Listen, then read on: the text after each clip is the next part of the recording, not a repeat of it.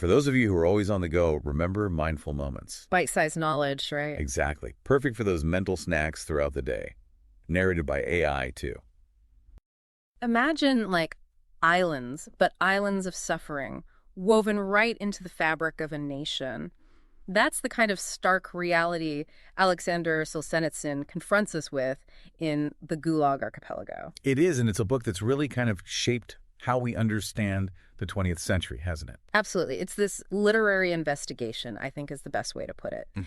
And today we're going to be really focusing on that comprehensive analysis, trying to get to the core of what makes this work so monumental, so important, and frankly, so disturbing. It's one of those books that, you hear about and you should read it. But it is a big book. It's daunting, isn't it? 3 volumes. 3 volumes, yeah.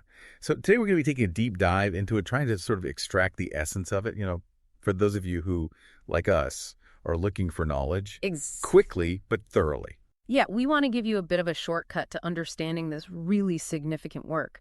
But that doesn't mean we're going to skimp on the details. What makes the Gulag Archipelago so powerful is the way Solzhenitsyn weaves together his personal experience with meticulous historical documentation. Yeah, he uses a lot of literary techniques, too. It's not just a dry historical account. Right, and that's what makes it such a compelling read. So let's jump right in. The title itself, the Gulag Archipelago, is pretty striking.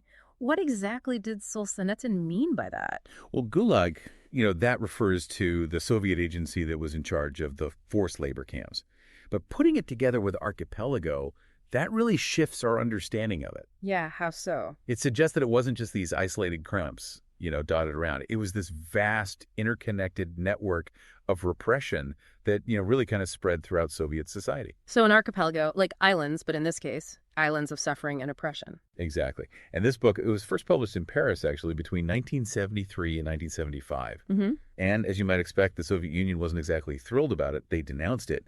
And then they ended up exiling Solzhenitsyn in 74. Wow. It wasn't until 1989 that it was officially published in the USSR. And that was a really huge turning point in how the nation started to come to terms with its own history. Yeah, it's pretty incredible to think about the power of a book to force those kinds of confrontations.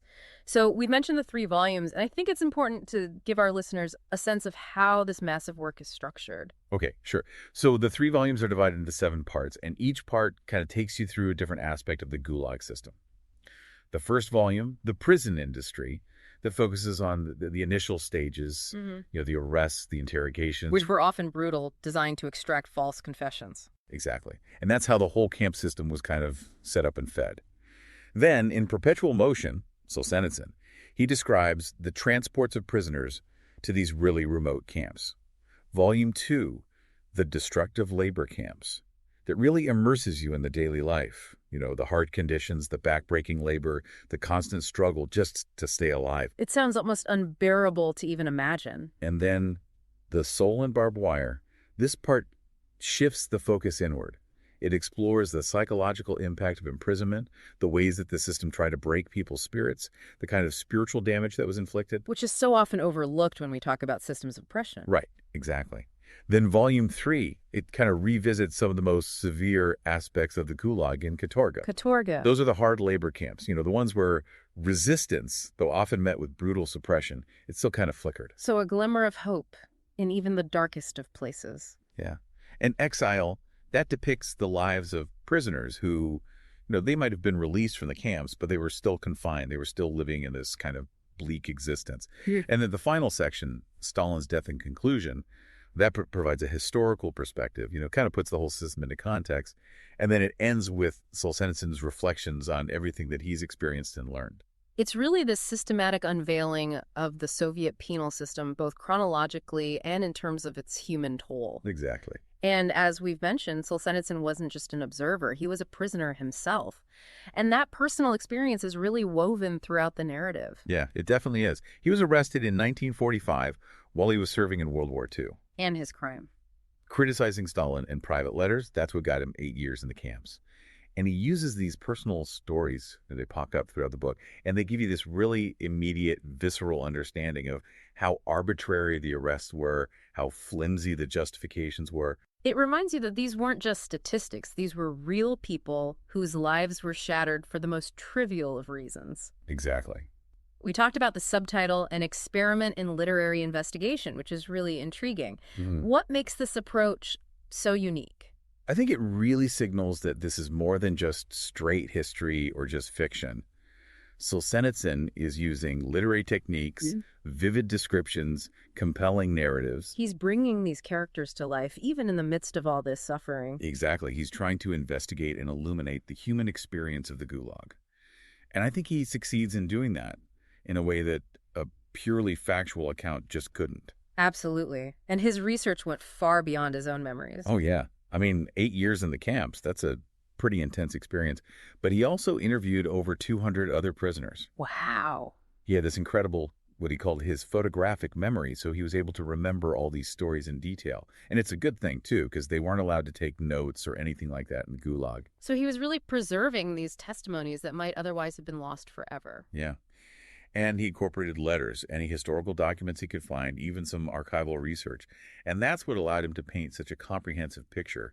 It wasn't just about the political prisoners. He talks about the women's camps, the fate of children, the relationships between different groups of prisoners, even the guards and the administrators. So it's really this multifaceted portrait of a whole system of oppression. Exactly. So given all of that, what are some of the key themes that emerge from the Gulag Archipelago? I think the most prominent one is this idea of systematic oppression.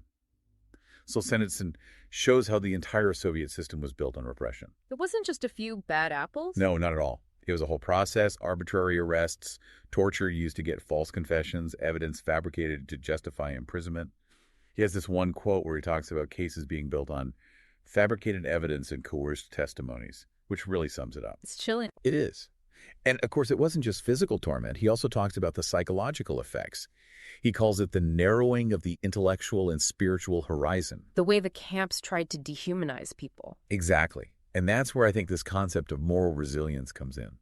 Even in those incredibly brutal conditions, he finds examples of people who found ways to hold on to their humanity, to resist the system's attempts to break them. So it's not just a story of suffering, it's also a story of incredible courage and resilience. Absolutely. And it's important to highlight those stories because they offer a glimmer of hope in the midst of all that darkness.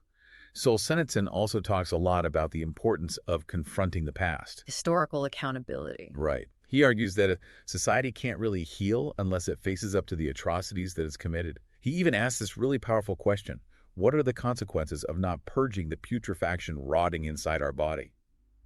And he compares it to Germany after World War II, how they really grappled with their history, and suggests that failing to do that leaves a wound that never truly heals. It's a powerful argument, and one that's still relevant today.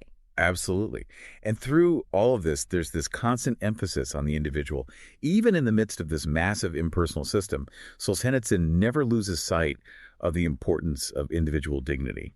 He shows how people, even stripped of everything else, could still hold on to their moral compass, their sense of self. It's a testament to the human spirit, isn't it? It really is. The book obviously had a huge impact when it finally reached a wider audience. It did. For a lot of people in the West who maybe had this idealized view of communism, it was a real wake-up call. It showed the brutality of Stalinism, the human cost of this ideology. And it really changed the way people thought about the Soviet Union. Yeah. Richard Brookhiser said that Solzhenitsyn taught the West the word gulag and its meaning, that communism was not the path to freedom, but the way of ideological lies, slavery, and violence. Powerful words. And it goes beyond the political, too. Right. Solzhenitsyn has this famous line: the line dividing good and evil cuts through the heart of every human being. And that's really a timeless reflection on moral responsibility. It's about the choices we make, regardless of the system we live in. Exactly. And it's worth noting that he dedicated the book to all those who did not live to tell it, and donated all the proceeds to help persecuted people and their families. You know, as we're talking about all this, it makes me think about the importance of engaging with these kinds of challenging works, really digging into them and trying to understand their complexities. It's not always easy, is it? No, it's not, but it's so crucial. And for those of you who are interested in exploring similar analyses of important literary works, I'd recommend checking out Mindful Moments and our podcasts. It's a YouTube channel that uses AI to break down audiobooks and offer really insightful perspectives. I think it's interesting, too, thinking about the way Solzhenitsyn uses individual stories to create this larger indictment of the system. Yeah, that interplay between the personal and the political is so powerful. And there's this phrase that just keeps coming back to me: you are under arrest. So simple, but it represents this terrifying moment when someone's life is completely upended. They're thrown into this system with no warning, no due process. You are under arrest. It really does send chills down your spine. So, as we wrap up this exploration of the Gulag Archipelago, what's the most significant takeaway, the thing that you hope our listeners will really remember? I think it's this. It's not just a history book. It's a profound exploration of human nature, both the capacity for suffering and the incredible resilience we can find in ourselves. And it's a warning about the dangers of unchecked power, ideologies that don't value human life. It's a reminder that these things can happen anywhere, anytime, if we're not careful. Exactly. Solzhenitsyn warns us against thinking, oh, it would never happen here, these things are impossible. He wants us to stay vigilant, to think critically about the world around us, and to never take our freedom for granted. Such a powerful message, and I hope our listeners will take it to heart. So if you're interested in learning more, be sure to subscribe to our show, share this episode with anyone who might find it valuable, and you can find a link to purchase the Gulag Archipelago in the show notes. Most importantly, keep thinking critically, keep asking questions, and never stop learning.